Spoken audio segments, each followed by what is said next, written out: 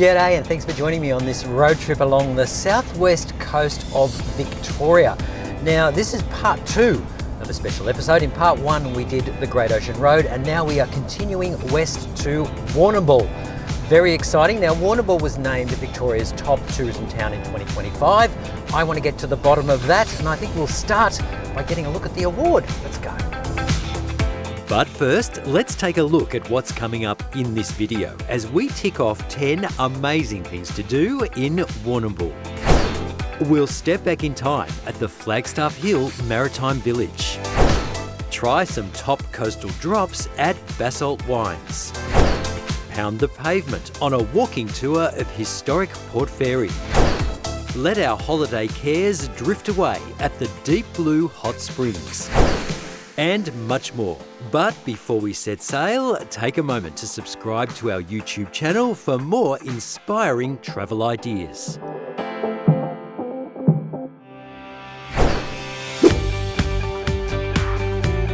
My first stop is the must-visit Flagstaff Hill Maritime Village, which is home to the excellent Warrnambool Visitor Information Centre. Having clocked that aforementioned award, I'm keen to explore this historic attraction, which stages a nightly sound and light show. Tickets booked for that, I get my bearings and head for the village.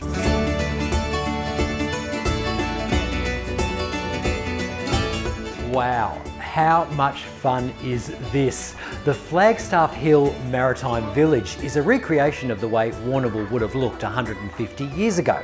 So you can stroll the cobbled streets, you can drop into the bank, you can pick up the latest copy of the Examiner, or perhaps book your passage to Melbourne here at the steamship company. Now the sailors that walked these streets 150 years ago would have had some serious tales to tell, and they were the lucky ones, as the Shipwreck Museum reveals. Located at Flagstaff Hill, this museum documents some of the more than 600 known wrecks along what is aptly named the Shipwreck Coast. There's a particular emphasis on one of the most famous wrecks, the Loch. The Loch was coming to Australia in 1878, and on June 1st they were well off course and they struck land at Muttonbird Island near Port Campbell, and the ship sunk, and out of 54 passengers and crew only 2 survived, which was Tom Pearce and Eva Carmichael.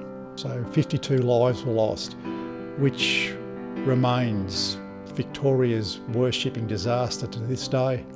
Now there was one particular treasure on board the Loch which survived and is actually here in your museum. The Loch Peacock was coming out to Australia for an exhibition in Melbourne at the exhibition buildings. It stands as high as a person and made of porcelain. You'd expect this to be smashed to pieces, but as fate would have it, it washed ashore almost totally intact, still in the crate that it was packed in. But no, it's just truly remarkable that it's here to this day.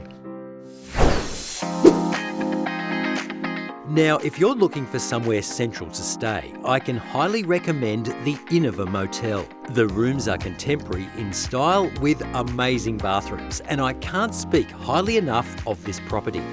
Later in this episode, we'll relocate to the fabulous Deep Blue Hotel and Hot Springs, which is situated close to the oceanfront and offers the ultimate in holiday relaxation.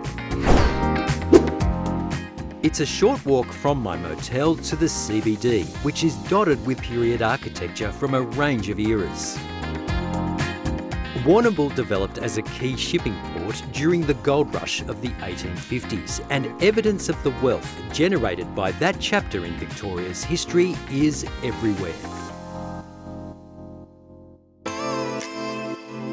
Making a bold architectural statement of its own in Liebig Street, Warrnambool Art Gallery has a history dating back 140 years. During my visit, it was staging The Regional, which sees the gallery commission a number of new works by 5 regional artists. I caught up with gallery director Aaron to discuss the work of one of the artists on display. Auntie Bronwyn Razum is a Gunditj Mara master weaver. She was born in Warrnambool. She now lives in Geelong. Her practice is using traditional weaving techniques of the area in a very contemporary and new way. The centrepiece of her exhibition is a 1.5 metre long eel trap. Eel traps are part of a really highly sophisticated aquacultural system that was developed by the Gunditj Mara people. But what's really interesting with Bronwyn's work is it's contemporary. You know, it's an artwork. The work itself is not an eel trap. It doesn't function as an eel trap, it functions as a piece of art to tell that story. So the eel trap is very colourful. It has designs that reference traditional Gunditj Mara symbolism. So it's a really interesting story of acknowledging tradition, but working in present day with current day materials under current conditions. It's an easy 20-minute drive from Warrnambool to Port Fairy. So the following day, I decide to check out one of Victoria's most historic coastal towns. Gosh, Port Fairy, what an absolutely gorgeous place. I love it. Now the streets are lined with period architecture, everything from 19th century fishing cottages all the way through to grand Georgian era public buildings. And in fact, there are no less than 50 buildings of note across the town centre that are registered with the National Trust. Now, if you want a deep dive into some local history, I know just the person to speak to, and he is meeting me here at the Port Fairy Museum. Not only does local guide Glenn run a number of different walking tours, but he also holds the keys to the city. So it's a wonderful historic place, it's beautiful to walk around, and over the years I've developed 3 different tours because of the diversity of the stories here in the town. I take a town tour, I take a tour down the river and talk about the maritime history, and then I take a tour where I can take people inside 4 of the really major heritage buildings here in the town. There are 2 really important ones in Victoria's history. There's Mills Cottage, which was built in 1841, and Mott's Cottage, which was built in 1842. This building here, the courthouse, this is another place that I bring people into. Because here in the actual courtroom, all the furniture from the time that it was set up as a Supreme Court remains here. We're very fortunate to have all this furniture.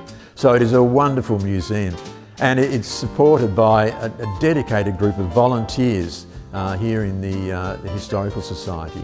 They do a wonderful job here. And as this is first and foremost a fishing village, it would be remiss not to indulge in some fresh fish and chips during your visit.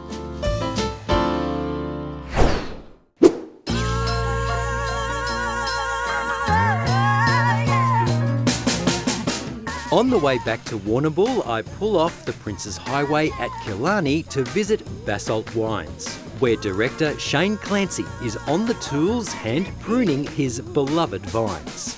And that care shines through in the cellar door. Crafted from volcanic soils and shaped by sea breezes, the wines are sensational. Settle in for a wine tasting or enjoy a meal from the Mediterranean-inspired menu. You can't go wrong here.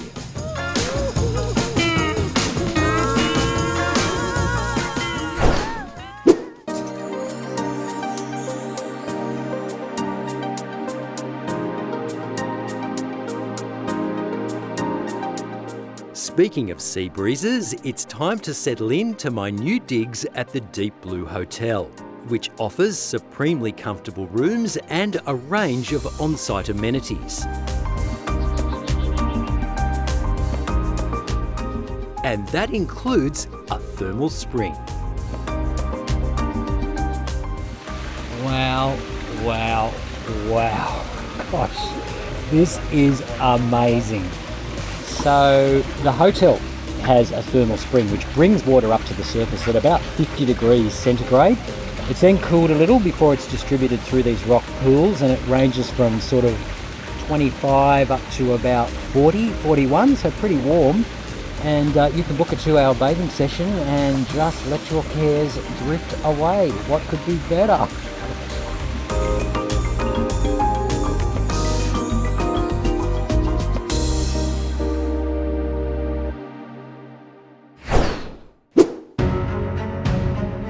Back at Flagstaff Hill, it's time to check in for the Sound and Light Show. Screened largely on a wall of water in the village harbour, Tales of the Shipwreck Coast takes you on a journey through the ages.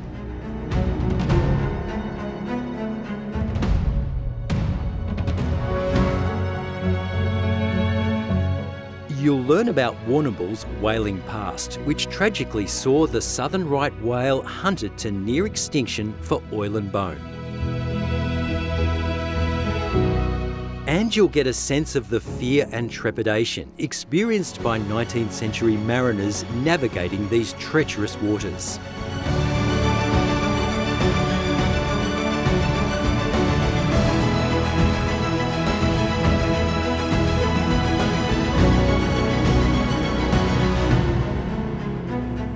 It's a gripping experience.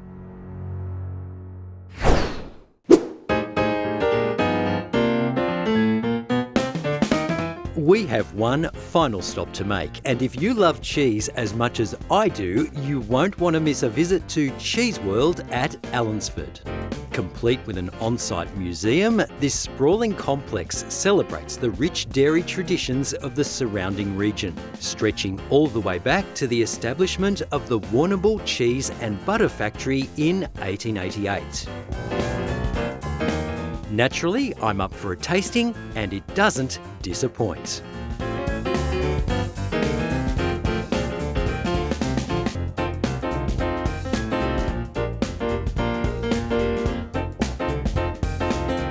For more tips for amazing things to do along the Great Ocean Road and in Warrnambool and Port Fairy, just head to our website.